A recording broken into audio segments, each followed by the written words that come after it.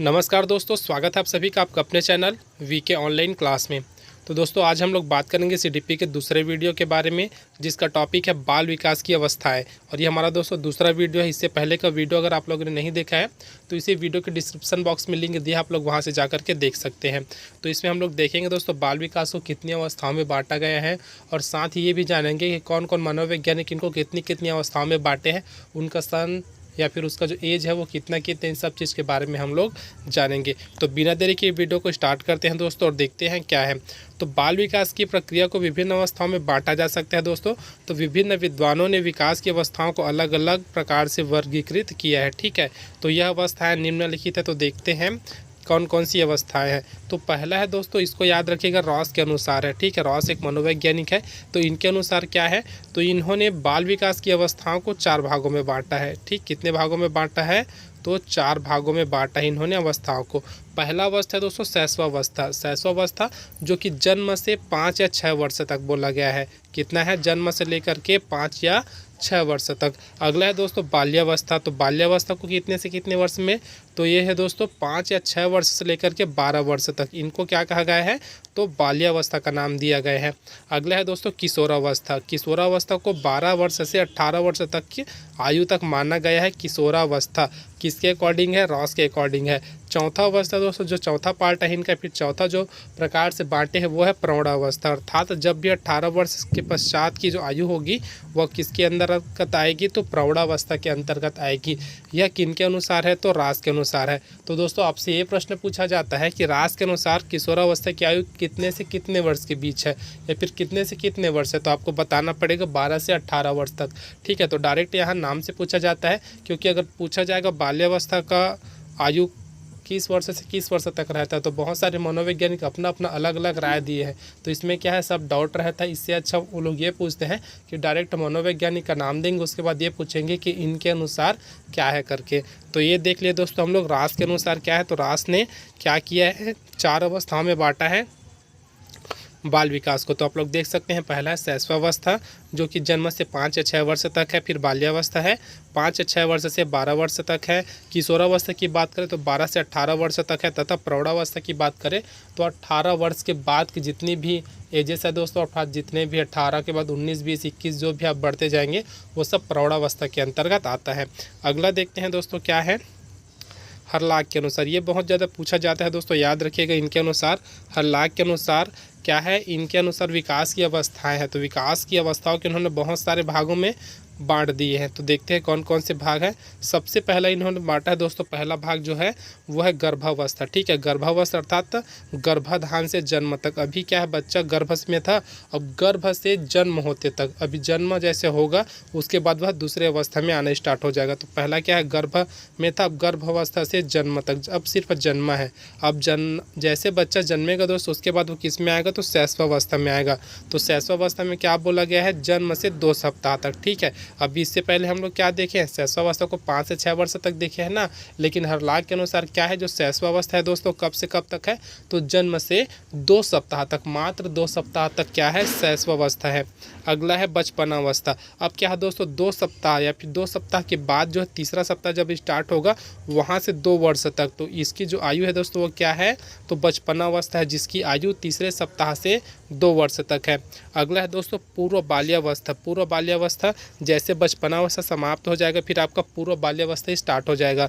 तो देखो यहाँ 2 वर्ष कंप्लीट हो रहा है बचपनावस्था में, तो 2 के बाद तीसरा वर्ष स्टार्ट होगा। तो जैसे तीसरा वर्ष स्टार्ट होता है वहाँ से लेकर के 6 वर्ष की आयु तक किस में आता है दोस्तों, तो पूर्व बाल्यावस्था के अंतर्गत आता है, या अर्थात ये क्या है, बाल्यावस्था का स्टार्टिंग है। अब उसके बाद दोस्तों उत्तर बाल्यावस्था, ठीक है। क्या है, उत्तर बाल्यावस्था कहाँ से कहाँ तक है, तो 7 वर्ष से 12 वर्ष तक, क्योंकि यहाँ तो ऊपर वाले में 6 वर्ष समाप्त हो गए हैं, तो 7वां से स्टार्ट करेंगे, 7वां से 12 वर्ष तक क्या है आपका उत्तर बाल्यावस्था के अंतर्गत आता है, ठीक है। अगला देखते हैं क्या है, वयः संधि। वयः संधि क्या है दोस्तों, तो यह उत्तर बाल्यावस्था और पूर्व किशोरावस्था के मध्य की संधि होती है, अर्थात मध्य का काल होता है। तो इसमें क्या है दोस्तों, 12 वर्ष से 14 वर्ष की आयु इसके अंतर्गत आती है, वयः संधि के अंतर्गत। अगला है दोस्तों पूर्व किशोरावस्था। अब वयः संधि का जो काल है समाप्त होगा तो किसका आएगा दोस्तों, पूर्व किशोरावस्था, अर्थात किशोरावस्था का प्रारंभिक अवस्था क्या है, पूर्व किशोरावस्था। तो इसका जो उम्र है या फिर एज है दोस्तों क्या है, तो 13 से लेकर के 17 वर्ष तक। किसके अनुसार पढ़ रहे हैं अभी हम लोग, हरलाख के अनुसार पढ़ रहे हैं, इसको याद रखिएगा। तो 7वां जो स्टेप है दोस्तों पूर्व किशोरावस्था है, जो कि 13 वर्ष से 17 वर्ष तक है। अगला है दोस्तों उत्तर किशोरावस्था। ठीक है, क्या है उत्तर किशोरावस्था, तो इसका जो एज है दोस्तों 18 से 21 वर्ष तक है उत्तर किशोरावस्था का। अगला है दोस्तों प्रौढ़ावस्था। प्रौढ़ावस्था की बात करें तो क्या है 21 वर्ष से 40 वर्ष तक क्या है, प्रौढ़ावस्था है। उसी प्रकार मध्यावस्था, अब 40 वर्ष के बाद जीवन का जो मध्यकाल होता है 41 से 60 वर्ष तक होता है। ठीक है, वो उसको क्या बोला गया है, मध्यावस्था बोला गया है। अब अंतिम है दोस्तों वृद्धावस्था। तो वृद्धावस्था कितने से कितने वर्ष को बोला गया है, तो 60 वर्ष के बाद को क्या बोला गया है, तो वृद्धावस्था का नाम दिया गया है। तो देख सकते हैं दोस्तों, एक बार आपको फिर बता देते हैं किसके अनुसार है, हरलाख के अनुसार उन्होंने विभिन्न भागों में इसको बांट दिया है, अर्थात किनको बांटा है, तो बाल विकास की अवस्थाओं को बांटा है। तो गर्भावस्था है, शैशवावस्था है, बचपनावस्था, पूर्व बाल्यावस्था, उत्तर बाल्यावस्था, वयः संधि, पूर्व किशोरावस्था, उत्तर किशोरावस्था, प्रौढ़ावस्था, मध्यावस्था और वृद्धावस्था। तो टोटल इतने भागों में इन्होंने बाल विकास को बांटा है। अब बढ़ते हैं दोस्तों आगे। अब इन्हीं सबको जानते हैं डेफिनेशन के साथ क्या होता है, कैसे होता है, इन सब के बारे में।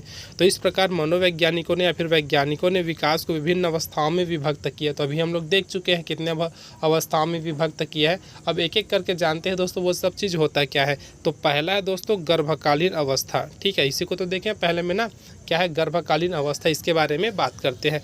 तो क्या है गर्भावस्था प्रायः 9 माह या लगभग 280 दिनों तक रहती है। ये पूछा जाता है दोस्तों, दिन में पूछा जाता है ना, कितने दिनों तक, तो याद रखिएगा 280 दिनों तक लगभग। इस अवस्था में विकास की गति अन्य अवस्थाओं से तीव्र होती है। क्या है, इस अवस्था में जब गर्भाधान में होता है बच्चा, तब क्या होता है, जो विकास की गति है वो अन्य अवस्था कहने का मतलब है दोस्तों जन्म के बाद की अवस्था। तो जन्म के बाद की अवस्था से इस अवस्था में जो विकास की गति है वह तीव्र होती है।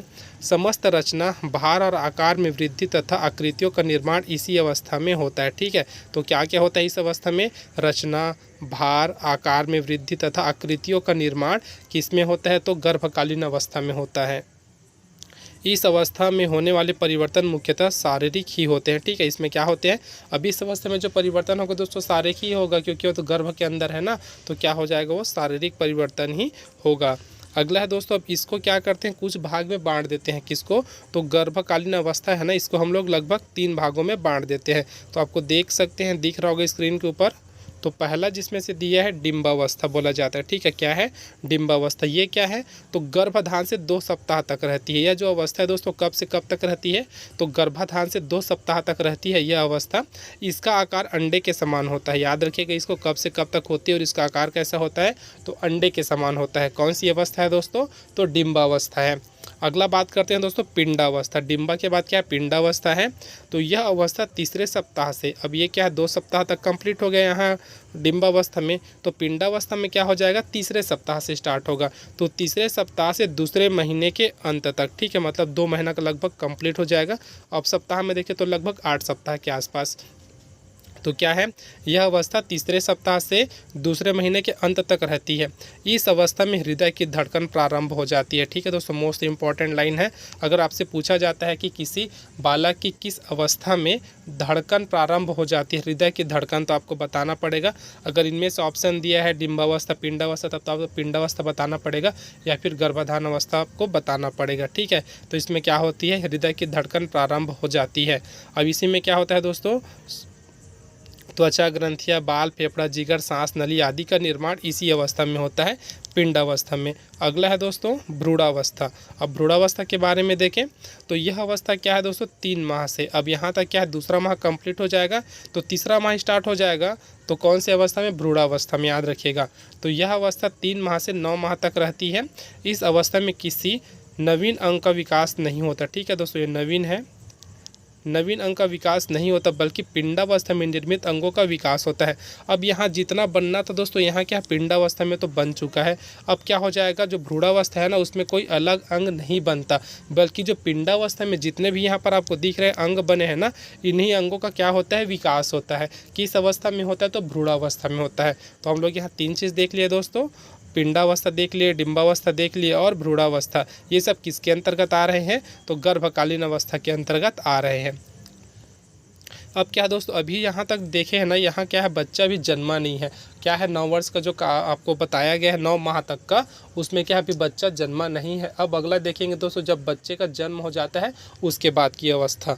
तो उसके बाद की अवस्था में देखिए, सबसे पहले है दोस्तों शैशवावस्था। ठीक है, क्या है, अब ये क्या जब बच्चा जन्म लेता है उसके बाद की अवस्था है। तो पहला क्या हो जाएगा, शैशवावस्था। और हम लोग यहाँ पर दूसरा लिखे, दूसरा क्यों लिखी है, क्योंकि पहला हम लोग देख चुके हैं, इससे जस्ट ऊपर देखें वो हमारा पहला था और ये क्रम में दूसरा है, लेकिन ये जन्म के बाद का पहला अवस्था है। तो ये क्या है, जन्म से लेकर 15 दिन की अवस्था, इस अवस्था को समायोजन की अवस्था भी कहते हैं। ठीक है, अगर आपसे पूछा जाता है कि समायोजन की अवस्था किसको बोला जाता है, तो याद रखिएगा शैशवावस्था को समायोजन की अवस्था कहा जाता है।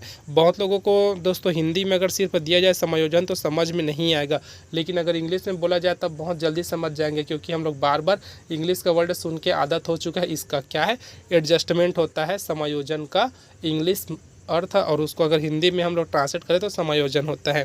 तो इसमें क्या होता है दोस्तों, समायोजन के अवस्था भी कहा जाता है इसको।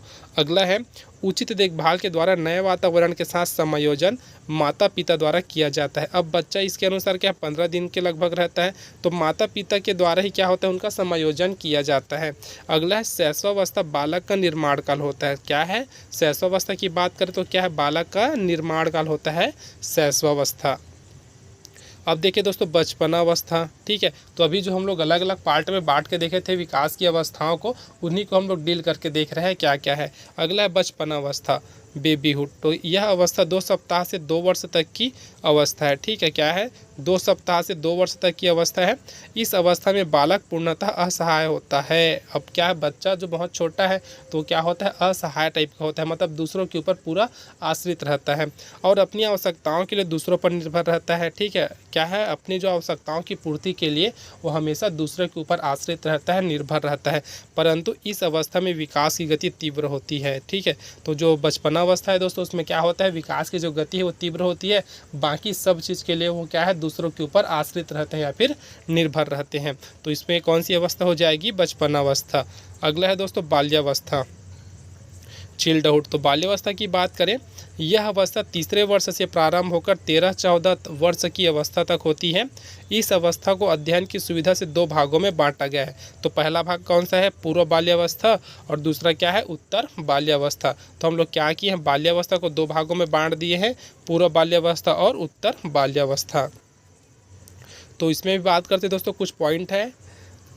तो बालक में नवीन प्रतिक्रियाएं, जिज्ञासा, सृजनशीलता, अनुकरण इत्यादि का उदय होने लगता है। अनुकरण करना, ठीक है दोस्तों, अनुकरण करना मतलब देखकर सीखना, दूसरे को देखकर सीखना क्या होता है, अनुकरण करना होता है, इसको याद रखिएगा।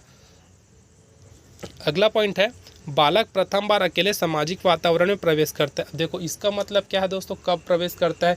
अब बाल्यावस्था में क्या होता है, बालक जो है विद्यालय जाना प्रारंभ करता है, तो वह घर के परिवेश से निकल कर के बाहर अर्थात समाज के परिवेश में आता है और बाहरी वातावरण से के साथ क्या करता है, बाहरी वातावरण में प्रवेश करता है और अपने आसपास की चीज़ों को जानना स्टार्ट करता है, जानना शुरू करता है। क्योंकि इससे पहले क्या रहता है, जो बालक था वो क्या था, अपने घर के परिवेश में था, माता पिता के, अपने परिजनों के परिवेश में था, लेकिन अब क्या उसको अतिरिक्त, ठीक है, वो तो साथ में रहेंगे लेकिन उसके अतिरिक्त क्या है, बाहर के वातावरण के साथ भी वो क्या करेंगे, समायोजन करेंगे और वह विद्यालय जाना प्रारंभ कर देता है। इस अवस्था में बालक की खिलौने में रुचि बढ़ जाती है। तो कौन सी अवस्था में बालक के खिलौने की रुचि बढ़ जाती है पूछा जाएगा, तो बाल्यावस्था में है। इस कारण इस उम्र को खिलौने का उम्र भी कहा जाता है। अगर आपसे कभी भी पूछा जाता है खिलौने का उम्र किसे कहा जाता है, तो याद रखिएगा बाल्यावस्था को कहा जाता है खिलौने का उम्र। अगला है दोस्तों, इस अवस्था में बालक मित्र मंडली में रहना पसंद करता है। जैसे बालक विद्यालय जाना प्रारंभ करता है तब वह क्या करता है, मित्र बनाना स्टार्ट कर देता है और मित्र जैसे बनते हैं तब वह अपने ग्रुप में रहना ज़्यादा पसंद करता है। अगला है दोस्तों, वयः संधि या पूर्व किशोरावस्था। ठीक है। तो ये क्या है दोस्तों, पूर्व किशोरावस्था कहने का मतलब है अब बाल्यावस्था खत्म होने वाला है और किशोरावस्था स्टार्ट होने वाला है। तो ये क्या है दोस्तों, वयः संधि या फिर पूर्व किशोरावस्था। इसका कुछ भाग उत्तर बाल्यावस्था और कुछ भाग किशोरावस्था में पड़ता है। लगभग 2 वर्ष उत्तर बाल्यावस्था और 2 वर्ष पूर्व किशोरावस्था में पड़ते हैं, इसलिए इस अवस्था को ओवरलैपिंग पीरियड, ठीक है दोस्तों, क्या बोला जाता है, ओवरलैपिंग पीरियड के नाम से जाना जाता है।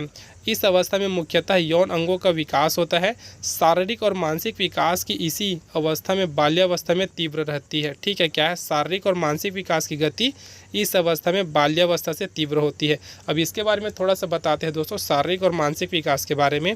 तो सबसे पहले याद रखिएगा, शैशवावस्था में जो है शारीरिक विकास क्या होता है, तीव्र होता है। ठीक है, क्या होता है, जो शारीरिक विकास है ना वो तीव्र होता है। लेकिन जैसे बाल्यावस्था में आता है, जो शारीरिक विकास है ना वो क्या हो जाता है, थोड़ा धीमा हो जाता है। अब उसके बाद जैसे यह किशोरावस्था में आएगा, तब ये जो शारीरिक विकास है बहुत तेज़ी से ग्रोथ करने लगता है, अर्थात बहुत तेज़ी से उसमें विकास होने लगता है शारीरिक विकास में। तो याद रखिएगा, यहाँ पर क्या, बाल्यावस्था में स्थिरता आ जाती है।